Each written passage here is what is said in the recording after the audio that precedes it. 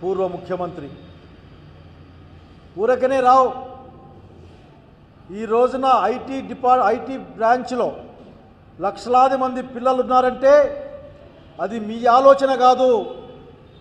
ఆ ఆలోచన రాజశేఖర రెడ్డి గారిది, తదనంతరం వచ్చిన జగన్మోహన్ రెడ్డి గారి అనే విషయాన్ని మీరు గుర్తుపెట్టుకోవాలా. ఊరికే మాట్లాడితే ఐటీ నేను తెచ్చినా, బిల్డింగ్ కట్టినా ఆడ కట్టిన హైటెక్ సిటీ బిల్డింగ్ ఏందో మాకు తెలుసు, ఆ చుట్టుపక్కల భూముల సంగతి మాకు తెలుసు, అందులో ఏది గొప్పది కూడా మాకు తెలుసు. కానీ ఈ రోజున ఐటీ సెక్టర్లో ఉన్న ఉద్యోగాలకి ఎవరినైనా సరే అడగండి, ఫీజులు తిరిగి కట్టడం అనే ప్రభుత్వమే కట్టడం.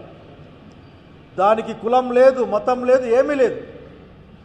కేవలం అర్హత అనే దాని మీదనే కట్టిన సంగతికి గుర్తు చేస్తూ ఉన్నాం.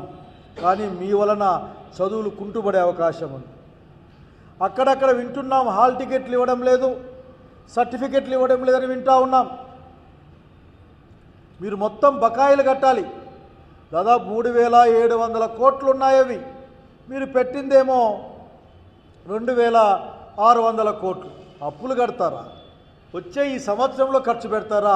మీకు అర్థం కావాలా? మాకైతే భయం వేస్తూ ఉంది. ఎందుకంటే మీ బ్రెయిన్లో మీ యొక్క ఆలోచనలో చాలా కీలకమైన మార్పులు ఉంటాయి మిగతా వాళ్ళకంటే కూడా. కనుక ఫీ రియంబర్స్మెంట్ డబ్బులన్నీ కట్టేయాలి. మీరు వచ్చే సంవత్సరానికి కూడా బకాయిలను కూడా చూసుకోవాలని మిమ్మల్ని నిద్రలేపడం కోసం, మీకు చెప్పడం కోసం సాగిస్తున్న కార్యక్రమం. ఒక పోరు 12వ తారీఖున యువత పోరు పేరు మీద ఈ విషయాన్ని మీ కలెక్టర్ల ద్వారా మీకు తెలియజేసే కార్యక్రమం ఈ రాష్ట్రంలో. అట్లాగే మీరు పోయిన మీ గవర్నమెంట్లో కూడా, అంటే పునర్వ్యవస్థీకరణ తర్వాత ఏర్పడిన నూతన రాష్ట్రంలో కూడా మీరు చెప్పారు నిరుద్యోగ భృతి ఇస్తాను నేను అని. నిరుద్యోగ భృతి, నిరుద్యోగాలకు ఉద్యోగాలు ఎవరికి ఇచ్చారో మీ పార్టీలో వాళ్ళకి అడిగితే చెప్తారు. కానీ నిరుద్యోగ భృతి మీరు ఇవ్వలేదు. ఈ సంవత్సరం ఎన్నికల్లో మీరు జగన్మోహన్ రెడ్డి గారి ప్రభుత్వం పైన ఆ రోజు మీరు కల్పించే అనేకమైన మాయా సత్యకి దూరమైన విషయాలు, అబద్ధాలు, దాంట్లో ఇదొక్కటి. మేము వస్తేనే నిరుద్యోగ యువత అసలుకి అప్లికేషన్లు అడుక్కునే కష్టపడతా ఉన్నారు. పోయే కష్టపడితే ఇట్లా రకరకాల మీరు ఎన్ని మాటలు మాట్లాడారు, రాసుకున్న మాటలు మాట్లాడారు. మీరు 3,000 రూపాయలు ఇస్తా నేను ప్రతి నిరుద్యోగికి అని ప్రకటించారు మీరు. అంటే ఎలక్షన్లో గెలవడం కోసం మా పిల్లల యొక్క మనసులతో మీరు ఆడుకున్నారా? వాళ్ళకు ఆశలు రేకెత్తించారా మీరు? తీరా చూస్తే అట్లే అనిపిస్తుంది. ఒక్క పైసా దాని గురించి పెట్టడం కానీ, ఒక్క పదం దాని గురించి వాడడం కానీ మాకు కనపడలేదే. నిరుద్యోగ భృతి అనేది మొత్తం దాన్ని మర్చిపెట్టే కార్యక్రమంగా చూస్తూ ఉన్నాం. సంపద లేదనే మాట మాట్లాడొద్దండి ముఖ్యమంత్రి గారు, అట్లాగే ఆయన డిప్యూటీ సీఎం గారు. మీతో అనేక బీజేపీ వెనకల ఉంటుంది. మీకు అచ్చంగా అప్పుల్లోనే 7,000 కోట్లు మిగిలాయి, 7 లక్షల కోట్లు మిగిలాయి మీకు అచ్చంగా. చాలా అదృష్టవంతులు మీరు. 14 లక్షల కోట్లని మీరు పలుమార్లు చెప్పారు, అన్ని మీటింగుల్లో చెప్పారు. అధికారం వచ్చినాక మీరు ఆర్థిక శాఖ రివ్యూ చేసినప్పుడు చెప్పారు. గవర్నర్ చేత 10 లక్షల కోట్లని ప్రకటించారు. అంటే అన్ని కోట్లే. అట్లాగే బీజేపీలో ఉన్న ప్రెసిడెంట్ గారు పురంధేశ్వర్ గారు 12 లక్షల కోట్లు ఉంటే మీరేం సరిగ్గా మాట్లాడరని ఢిల్లీకి కూడా పోయి వచ్చారు. మొన్న అసెంబ్లీలో మీ మంత్రి ప్రవేశపెట్టిన అప్పుల లెక్కలు చూస్తే 7 లక్షల కోట్లు దాట్లే.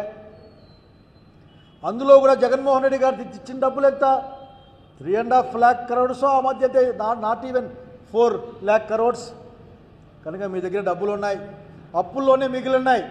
మీకు వడ్డీ డబ్బులు కూడా మిగులుతాయి. ఎందుకంటే మీరు వడ్డీ చాలా కడుతున్నాం అంటున్నారు కదా. వడ్డీకి కూడా 7 లక్షల కోట్లు మిగిలిపోయాయి.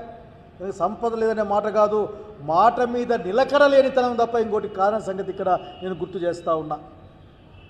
దయచేసి నిరుద్యోగ యువకులకి ఉద్యోగాలు ఇవాళ మీరు చెప్పిన మాట ప్రకారం 20 లక్షల ఉద్యోగాలు ఇస్తామని చెప్పారు. ఈ సంవత్సరానికి ఇప్పటికే 4 లక్షల ఉద్యోగాలు దాదాపు ప్రమారం రావాలి. ఉద్యోగ కల్పన అంటే ఎట్లా ఉంటుందో ఒకసారి జగన్మోహన్ రెడ్డి గారి ప్రభుత్వంలో ఉన్న వాళ్ళని, మీకే ఇబ్బంది లేకపోతే జగన్మోహన్ రెడ్డి గారితో మాట్లాడండి. ఉద్యోగాల కల్పన, యువకుల యొక్క భవిష్యత్తు ఏ విధంగా ఉంటుందో వాళ్ళు మీకు సలహా ఇస్తారు. మనం చూసాం మీ దగ్గరే మీరు చెప్పిన లెక్కల్లో చాలా కొన్ని లక్షల ఉద్యోగాలు వచ్చాయని చెప్పారు మీరు జగన్మోహన్ రెడ్డి గారి హయాంలో అన్నీ కూడా ప్రత్యక్షంగా పరోక్షంగా.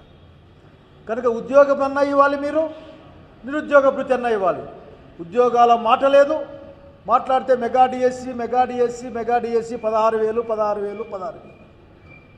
మీరేం చెప్పాలనుకుంటున్నారు? ఆఖరికి మెగా డిఎస్సి నువ్వు లేకపోయినా ఇంకొకరు లేకపోయినా టీచర్ల ఉద్యోగాలు ఖాళీ అయితే ఉద్యోగాలు ఫిలప్ చేయాలా? కాదు 16,000కే మెగా డిఎస్సి అంటే ఎట్లా? 1,00,000 ఉద్యోగాలు ఒక్కసారి ప్రకటించిన ప్రభుత్వాల్లో పనిచేసిన వాళ్ళం మేమందరం. కాబట్టి మీరు నిరుద్యోగుల గురించి మీకు ఏమాత్రం ఆలోచన లేదు కనుక మీరు నిద్రపోతున్నట్లు నటిస్తూ ఉన్నారు. నిరుద్యోగుల పట్ల మీకు వినపడినట్లు కనపడినట్లు మీరు చూడనట్లు ప్రవర్తిస్తూ ఉన్నారు. ఇది మంచిది కాదు. మీ యొక్క లక్షణాన్ని, ఇది మీ ప్రభుత్వం యొక్క లక్షణాన్ని బయటపెడుతుంది. ఎందుకు నాకు బాగా గుర్తుంది, ఒకానొకప్పుడు ఈ దేశ ప్రధాని ఏం మాట్లాడో గుర్తుకుంది నాకు ఉద్యోగాలపైన. అదే బాపతే కదా, మీరందరూ కూడా ఒకే కూటమి కదా. ఇప్పుడు మీరు ఎన్డీఏలో మీరు మాట్లాడితే ఎన్డీఏ ప్రభుత్వం చెప్తూ ఉంటారు. కనుక తక్షణం నిరుద్యోగ భృతిని ఈ సంవత్సరం నుంచి అనౌన్స్ చేయాలి. ఇప్పటికే మిగిల్చుకున్నారు. సంవత్సరం పాటు వాళ్ళ డబ్బులు ఇవ్వకుండా మిగిల్చుకున్న డబ్బులు వాటితో కలిపి ఈ అసెంబ్లీ ముగిసే లోపలే మీరు ప్రకటించాలి నిరుద్యోగ భృతి ఇస్తామని వైసీపీగా డిమాండ్ చేస్తూ ఉన్నాం, వైఎస్ఆర్ కాంగ్రెస్ పార్టీగా. దీన్ని కూడా మరొకసారి గుర్తు చేసేందుకోసం ప్రజల పక్షాన యువత పక్షాన 12వ తారీఖున కలెక్టర్ని కలిసే కార్యక్రమం